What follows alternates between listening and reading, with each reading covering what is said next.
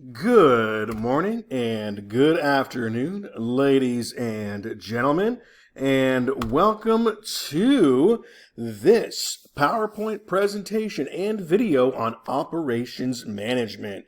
That's right, we have gotten up to unit number 9, and this particular section deals with multiple components, so make sure that you watch them sequentially.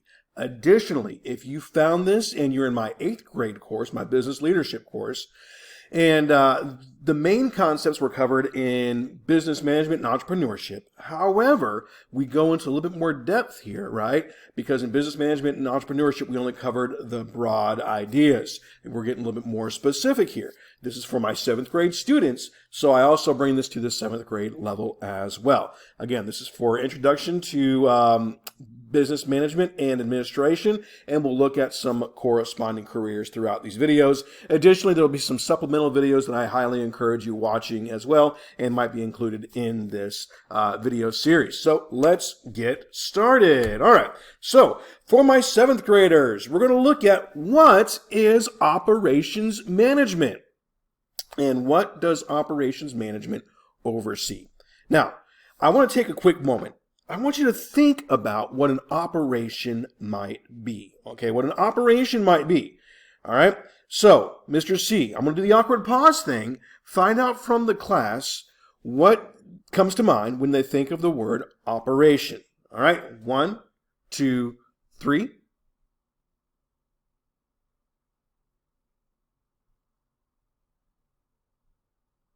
All right, awkward pause done. All right.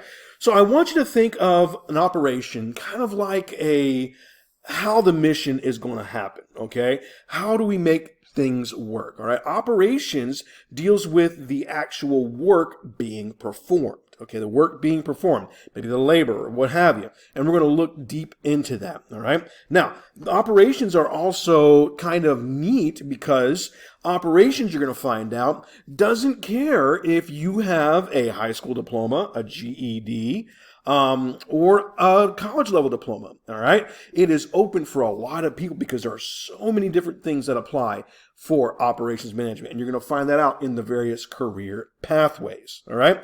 But we're going to look within the scope or the lens of running a business and operating a business, okay? But we're not going to look at management of money, so on and so forth, although that's definitely an important part of it. We'll talk about that with our accounting unit. All right. So let's go from here. All right. So we're going to look at the various roles in the operations management career pathway. We're going to look at some basic words and some basic concepts for the field, some possible careers, some common characteristics. Okay. And then some changes in the field and some of the skills that are required. Okay. So we're going to look at the history. We got some videos that we're going to watch about the American Industrial Revolution that focuses on operations and the growth of the United States and the change that occurred during the American Industrial Revolution. We're going to look at some videos that cover some rules and laws and regulations that a business would definitely need to be familiar with depending on the business, okay?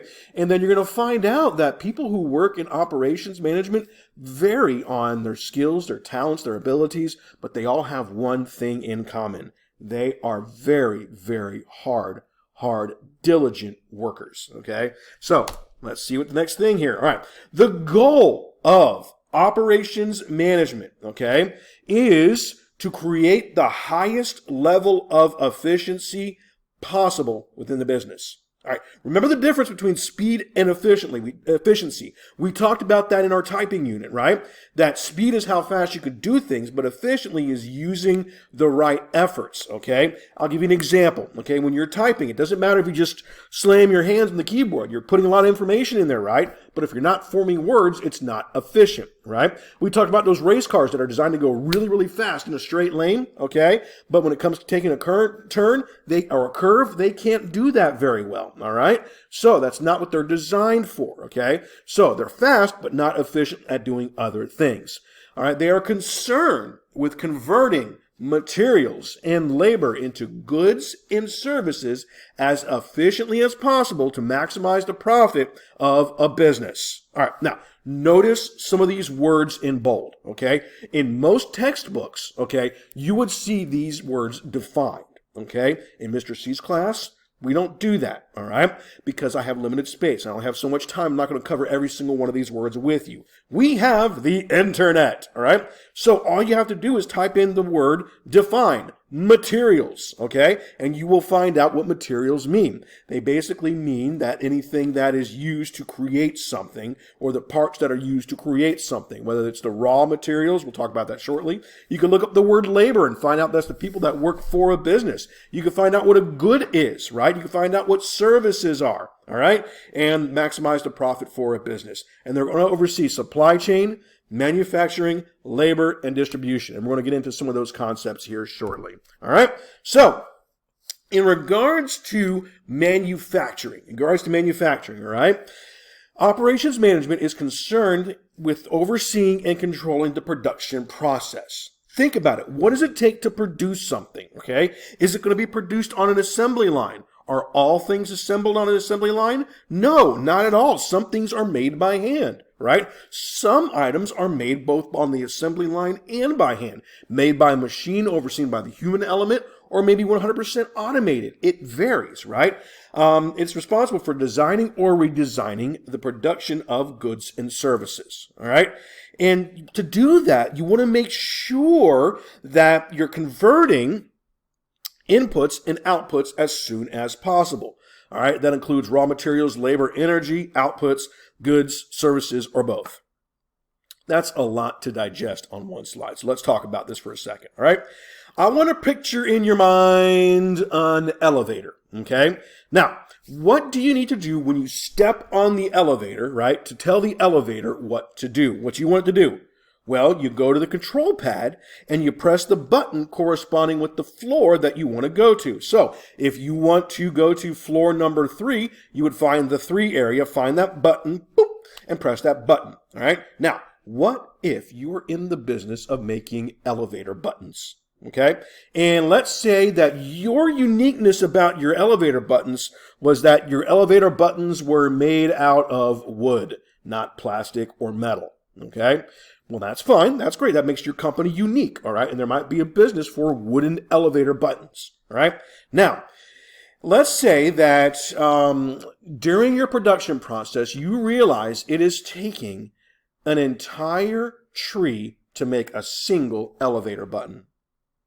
Are you using your raw materials efficiently? What's a raw material? Well, the raw material is the tree, okay, to make the single elevator button. Okay, is that efficient?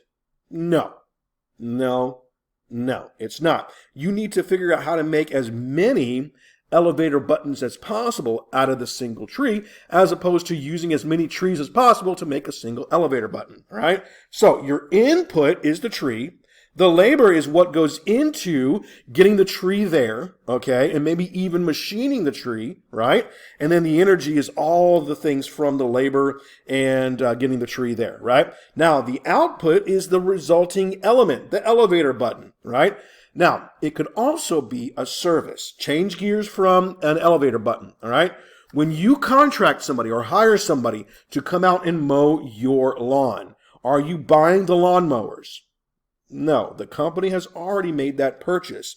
They made that purchase so that they can come out and mow your yard. It's their responsibility to make sure that their vehicles are serviced properly to make that job happen. They are providing a service, okay? So you might be working in a business that creates something, creates a physical item, a good, right? Or a service, all right? So a good, elevator button, right? A service, something that's done for you, okay? You get the idea, like the grass mowing, all right? And then, some businesses combine goods and services like restaurants because they provide you the food, but they also provide you the service of not having to clean up after yourself. I hope that makes sense, all right? So operations management is designing that process and overseeing that process to make sure there is limited waste or expense. All righty. Operations management has the responsibility to ensure that the things going on within the business are efficient, right? So they only need to use the resources as needed or required. It is not wasteful, okay? That means monitoring the employees so they're not wasting. They need to do that, okay? I'll give you an example of this, all right?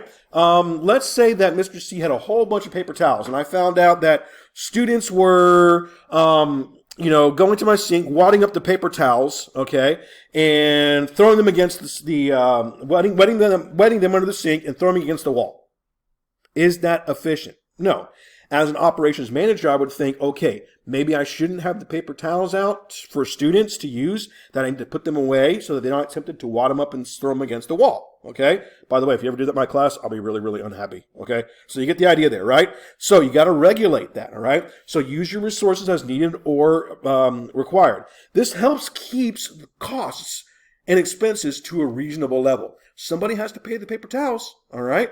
So it keeps the costs and expenses down, all right? And you got to still meet customer requirements, all right? I'll give you an example. As an operations manager, I decided that this class should be as digitally driven as possible, right? So that if you're not here, you can do your work away from class. So that there's little paper use, all right? I have a printer, okay, but there's still limited paper use in the class because everything is digital. That was an operations decision on my behalf because we have the technology already implemented here, right?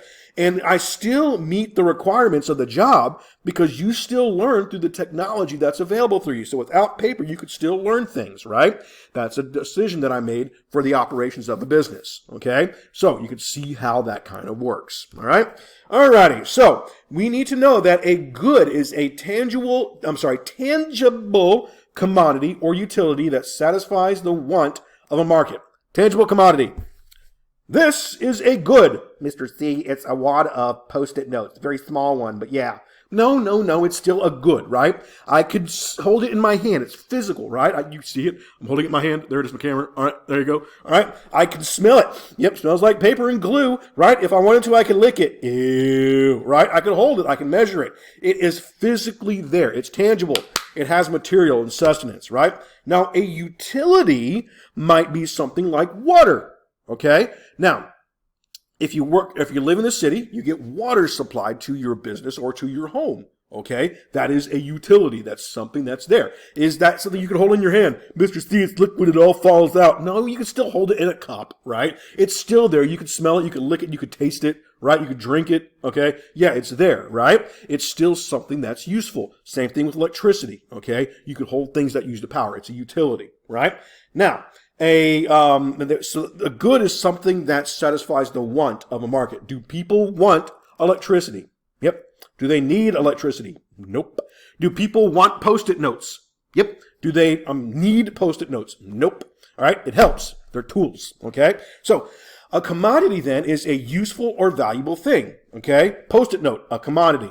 Water, a commodity. Electricity, a commodity. Right. Air conditioning, a commodity. Right.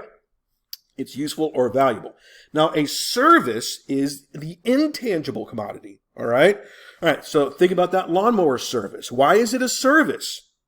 Well, I just said that you don't buy the lawnmowers. The business does that for you. What are you purchasing when you contract out that service? You are purchasing the service of getting your yard cut, so you don't have to do it because of time or energy, or maybe you just don't have the ability to, okay? And that's fine. You're getting that service, all right? Are you holding anything in your hand from that service?